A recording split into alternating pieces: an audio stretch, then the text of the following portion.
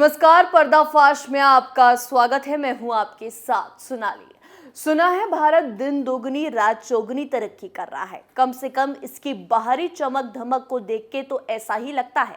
अब हमारी सरकार भारत को कितना भी आधुनिक क्यों ना बना दे, लेकिन इस देश में मौजूद कुछ लोगों की सोच कभी आधुनिक नहीं हो पाएगी।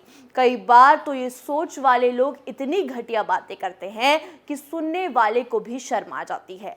अभी हाल ही में जमीयत उलेमा हिंद के अध्यक्ष मौलाना अरशद मदनी ने को एजुकेशन को लेकर विरोध जताया है। को एजुकेशन पर सवाल उठाते हुए मौलाना मदनी ने एक बड़ा बयान दिया और कहा कि को एजुकेशन धर्म त्याग की ओर ले जा रहा है। यानी कि अरशद मदनी की माने तो को एजुकेशन की वजह से धर्मांतरण बढ़ रहा है। हिंदू लड़के मुस्लिम लड़कियों को शिकार बना रहे हैं और मुस्लिमों के खिलाफ एजेंडा फैला रहे हैं। कितना सच कितना दम है इन मौलानाओं की बातों में, आज इसी से पर्दा उठाएंगे। तो चलिए शुरू करते हैं। सबसे पहले ताजा खबर की बात करें तो जमीयत उलेमा हिंद के अध्यक्ष मौलाना अरशद मदनी ने राष्ट्रीय कार्यकारिणी की बैठक में कहा कि को एजुकेशन मुस्लिम लड़कियों में धर्म त्याग की ओर ले जा रहा है। इस पर अंकुश लगाने के लिए और अधिक शिक्षण संस्थान खोले जाने चाहिए।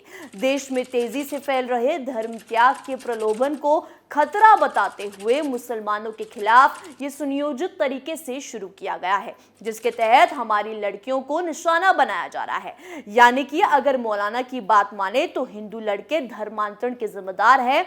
मौलाना को कौन बताए कि सबसे ज्यादा धर्मांतरण सिर्फ और सिर्फ मुस्लिम लड़के कर रहे हैं। ये जानकर आपको भी हैरानी होगी कि उत्तर प्रदेश में हर रोज धर्म परिवर्तन के बहुत सारे मामले आते हैं। इनमें लड़कियां प्रेम प्रसंग में आकर किसी दूसरे धर्म के लड़के के साथ शादी कर लेती हैं या लिव इन में रह रही होती हैं। कभी कभी लड़कियां अपना नाम ही बदलकर लड़कियों को शिकार बनाते हैं। आप इस बात का अंदाजा इसी से लगा सकते हैं कि पिछले 2 सालों में पुलिस ने हिंदू लड़कियों का धर्मांतरण कराने वाले 507 लड़कियों को गिरफ्तार किया।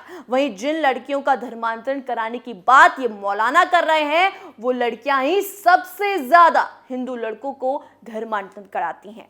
2 साल में जहां 507 मुस्लिम लड़कियों को गिरफ्तार किया गया, वहीं 1000 से ज्यादा लड़कों को गिरफ्त में लिया गया जो सामने आ गए। लेकिन हिंदुओं को मुस्लिम बनाने की लिस्ट और भी लंबी है, क्योंकि ये तो सिर्फ यूपी के आंकड़े हैं। लेकिन तभी मौलाना को लग रहा है कि मुसलमानों के खिलाफ एजेंडा चलाया जा रहा है। इसलिए योगी सरकार के कानून के बाद भी मदनी ने लड़कों और लड़कियों के लिए सेपरेट स्कूल बनाने की घोषणा कर दी है। मदनी ने कहा, हम जो कुछ भी कर सकते हैं हमें अब राष्ट्र के कल्याण और उनके शैक्षिक विकास के लिए करना है।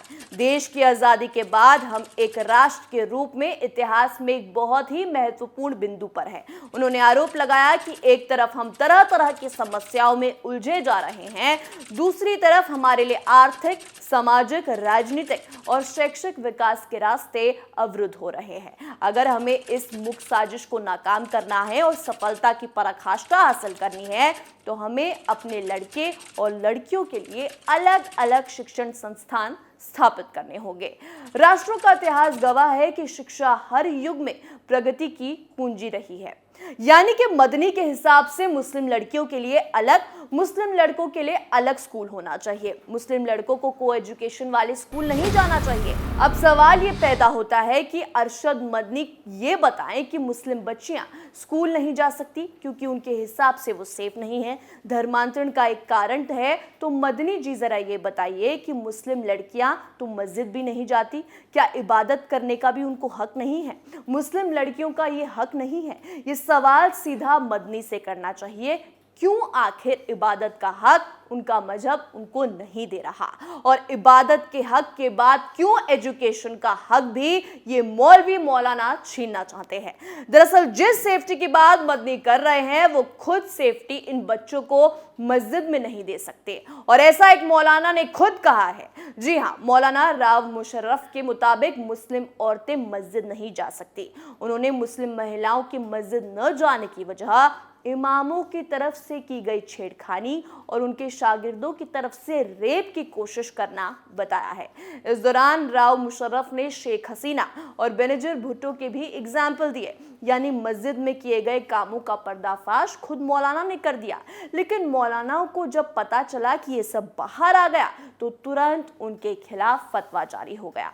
बताते चले कि ये पहली बार नहीं है जब किसी मौलाना ने कोई उल्टी सीधी बात की हो। इससे पहले उत्तर प्रदेश के दारुल उलूम देवबंद ने फेसबुक पर अपनी परिवार की फोटो डालने वाले लोगों के खिलाफ फतवा जारी किया था। इन गिने चुने घटिया सोच के लोगों के कारण पूरे धर्म का नाम बदनाम होता है।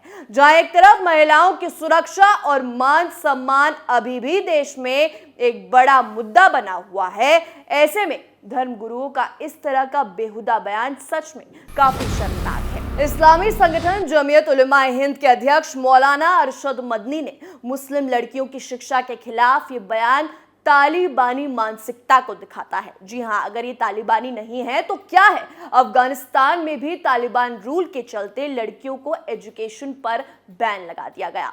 बीते दिनों ही तालिबान ने अफगानिस्तान में लड़कियों का कॉलेज जाना बंद करा दिया था।